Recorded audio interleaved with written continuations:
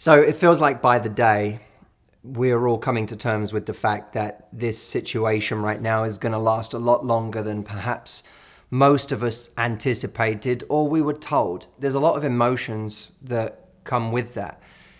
I am seeing people in my own life who normally have zero problems with motivation, finding it difficult to get going, difficult to get motivated, feeling really apathetic.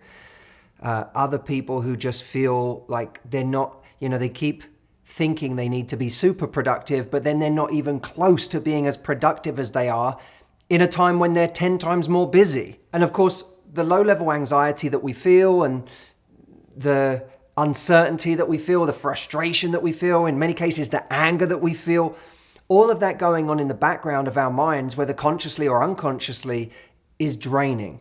And many of us wonder, why do I feel so tired right now? And aside from the fact that we're a lot less active right now, we're also exhausted emotionally from having to process this every day in ways that we don't even realize. And whenever I put out something right now, there are always comments that say, what's everyone so worried about? Why are people making such a big deal? This is the greatest time ever. Is it bad that I'm not feeling bad at all, that I'm actually enjoying this time? There's those kinds of comments which I find either emotionally numb to the situation or reflective of someone in denial where they don't realize that those emotions are coming for them and they're kind of in this blissful state of unawareness or ignorance right now. Or honestly, just lacking in empathy for what other people are experiencing. Right now, I was on a run and I stopped by a place that was still serving coffee. This place that normally is a fully functioning restaurant that is just serving takeaway right now. And I said to the guy behind the counter, I said, how you doing? And he said, well, we're trying and we're still making things. And we have these meal plans if you want us to, we'll literally do free delivery at home for you. We'll send you the meals and you can pick what you want and have it customized to you. And as I'm hearing this guy talk, my heart breaks because I think, God, this poor guy, he started a business. These kinds of businesses are hard even when they're easy, even when times are good. Right now, they're hanging on for dear life. And my heart breaks for those people. And so whenever people say right now, oh, like this is, what's the big deal? This could be the greatest time ever. I think we're almost not accessing the breadth of experience that's happening right now. And I also get a little frustrated right now whenever someone voices something they're struggling with and the comments underneath are littered with, you should remember to be grateful. Other people have it this bad and so on. And I think, well, of course that's true. That's always true. But we have to allow people their pain. We have to allow people their truth, their suffering. I think of it as pain shaming. I almost want to have an environment right now where people feel a bit more free to be human without being judged for being human, without the self-help world telling them, you should be so productive right now. This can be an amazing time. Step up and be a hero right now. You're going to come out of this a winner or a loser. We have to get out of that mindset and get into just acknowledging each other right now. I actually think that what's even more important than advice right now is just humanity. So much of the motivation that's thrown at us constantly grates on me a little bit. I feel like there's an avalanche of motivational quotes that drive me a bit bonkers. And I realize the irony of that in the context of this video that I'm making right now. I may well be contributing to the problem. But I struggle with it myself right now. When I come to post something on Instagram, I'm like, oh God, I don't want to put up a quote right now, and just become part of that platitudinous abyss of mind-numbing motivation that when you see it, sometimes the instinct isn't, you're right. The instinct is, oh, fuck off. It's hard, I'm having a tough time and you're telling me it's got to still be my best year ever. It becomes annoying. And we also have to remember that this is going to be a marathon, not a sprint. We can try and white knuckle this and I'm going to make this the greatest week ever, but we're also going to have next week and the week after. And if we don't start setting ourselves more modest ideas of what success looks like during this time, we are absolutely going to burn out before we're even halfway through. What I wanted to talk about today is how we can deal with the emotions that we're feeling right now, and how we can have perhaps a slightly better experience of this. This isn't a video about how to be blissfully happy during this time, but how do we have a better experience of this really challenging chapter of our lives? I don't claim to have this figured out, but there are things that in the past in my life I've used to deal with situations where I feel very much out of control, where I don't feel like I can just fix the situation. And this is one of those situations, I think one of the things that a lot of people are feeling uncomfortable with right now. And in some ways, some of the things that the self-development world is struggling with a bit right now as an industry is that so much of it is used to controlling things, is used to, fixing problems. And part of this is a problem that we cannot fix. We as individuals in our homes don't have control over. And for the problem solvers out there and the people that are used to making things happen and taking charge, they're deeply uncomfortable with this feeling of being out of control right now. So how can you deal with those feelings, and how can you deal with the negative emotions you're feeling right now? Number one, surrender. My boxing coach, Martin Snow, told me a long time ago, surrender doesn't mean giving up.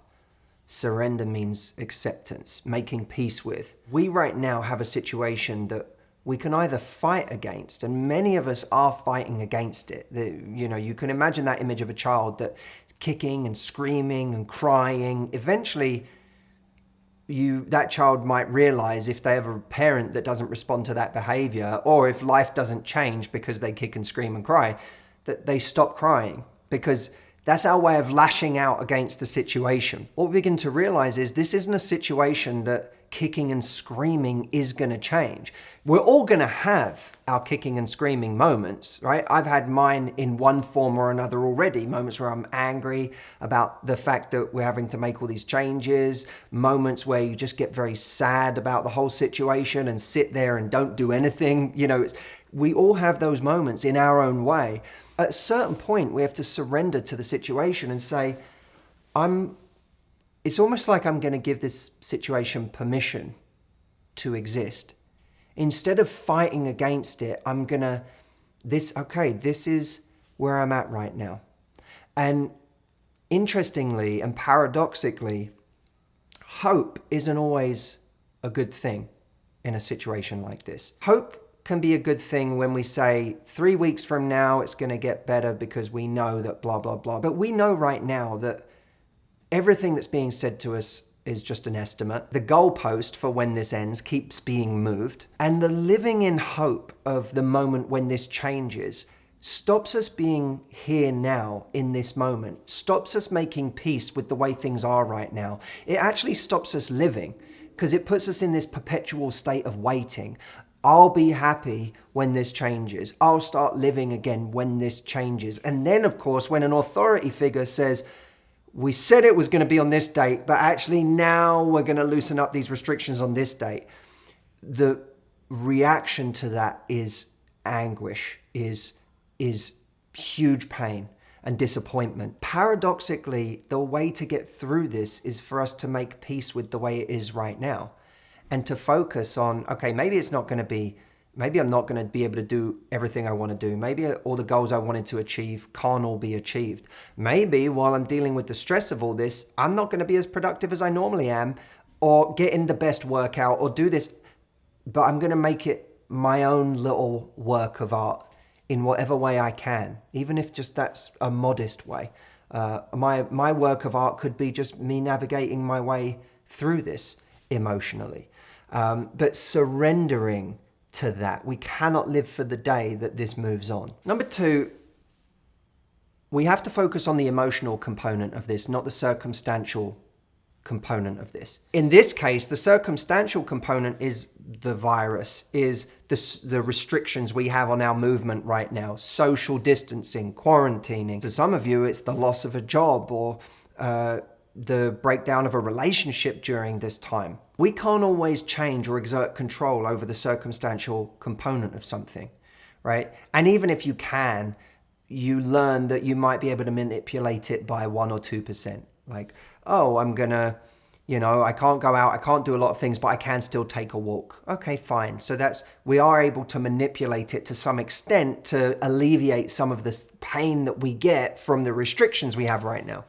But it's still small percentage shifts. Then there's the emotional component, which is the way that we're relating to this situation. Now, what's encouraging is the emotional component is both the source of the pain that we're feeling, and it's also the part that can be the most heavily manipulated. One of the things that can help us manipulate the emotional component to this is a lesson that was passed on to me by one of my mentors when I came to him about a chronic injury, something that was causing me pain on a regular basis that I could not make go away. He said, so right now you see it as a foreign invasion. And every time you notice that pain is still there, it might be that you lose yourself in a flow state working, or you're able to distract yourself for an hour or two. But the moment your mind goes back to that pain that you're feeling, you instantly get upset because it's like there's this foreign invader that's there right now that's back. Oh, there it is again. I thought it was gone. Now it's back. He said, as crazy as it sounds, we have to start seeing this as an old friend, as a kind of companion in your life that you actually make space for. And he said that may seem so ridiculous to you because you hate this thing. He said, but we have to start taking that energy out of it and start seeing this as an old friend. This isolation that we're feeling right now, the loneliness that comes with it, the social distancing, all of this can be seen in the context, even though it's new and many of us are struggling because we see it as a foreign invasion. We could start to actually make friends with it and wake up into a new day and go, instead of going, is the nightmare over? No, I'm still in isolation. I'm still having to quarantine. I'm still having to social distance. Instead, we could wake up into this and go, oh, here we are again, another day of quarantine, another day of social distancing. There you are. There's this sort of companion I've made space for now. Oh, loneliness. There you are. Welcome. Welcome back. We had dinner yesterday, didn't we? Well, let's have breakfast this morning. Hello. It's a much more, there's a lack of resistance there that actually makes it hard for that thing to wrestle with you and exhaust you the same way. Number 3, we can benefit from placing the pain of this in a larger context. Right now, this seems like everything. It seems like everything has been leading to this, and this is the great, big, painful moment of our lives right now. But seen in a longer context, it will be part of the fabric of a life of many different moments, many different emotions, and it certainly won't be the only painful moment of our lives. We can therefore see this as a kind of training for other situations that we're going to confront in life anyway. That this is actually useful for the purposes of that training. And we see it that way when we go into the gym. We see the pain we create in the gym as being valuable pain. Sam Harris talks about this. He talks about how pain is contextual. That if you were to wake up in the middle of the night feeling the intensity of pain that you feel at the height of a difficult gym session, you'd think you were dying. And yet when you feel it in the gym, you're perfectly relaxed about it because it's pain that you've not only chosen but accepted as an acceptable part of your growth. We can actually frame this up in the context of this being a gym right now. We're training, and the pain we're feeling is an acceptable part of the growth of who we're about to become, and everything else that's coming we're going to be more equipped for because we did our training here now in this gym. So look, we're all finding our way with this. I have bad moments in my day, and my goal is not to have no bad moments or even no bad hours, or in some cases no bad morning or evening, but to try to use these techniques I'm sharing with you. These are very personal to me because I use these for myself all the time. To use these techniques to try to prevent a bad hour from turning into a bad day or a bad week. Because these are techniques that allow us to kind of, when there's a fork in the road where we can spiral into something even worse, there's actually an off-ramp that takes us somewhere more positive. The one thing I know that is going to be universal from this is that we as human beings are going to be reminded of how adaptable we really are. And many people who have never learned how adaptable they can be are going to learn for the first time, perhaps, just how adaptable they can be. And no bad can come from that. I'll leave you with this. There was a comment that was left by someone called KMM Healy on my last video. She said, "I'm blind, and I find it fascinating that this pandemic is forcing sighted people to have a taste of physical and emotional isolation. It's the same isolation that many members of the blind community experience with or without shelter-at-home orders. Though most people considered blind legally have some residual vision, we don't necessarily see people while out running errands, which means we often have fewer casual conversations with strangers. I never see smiles or any attempt at eye contact from my own friends and family who forget I can't see them, much less strangers who have no idea, apparently, I don't look blind. It can feel very isolating, and blind people have to take deliberate steps to change that feeling. It's interesting to me how the COVID-19 pandemic has impacted the sighted people in my life. Many of them are taking their isolation hard. But as you said in this video, it's a matter of perspective and resilience. But they'll adapt, just like every person I've met who suddenly lost their vision. It's what humans do. It's what humans do. And it's what we will do as we go through this situation. Not alone, but together. I love you, and I'll see you in the next video.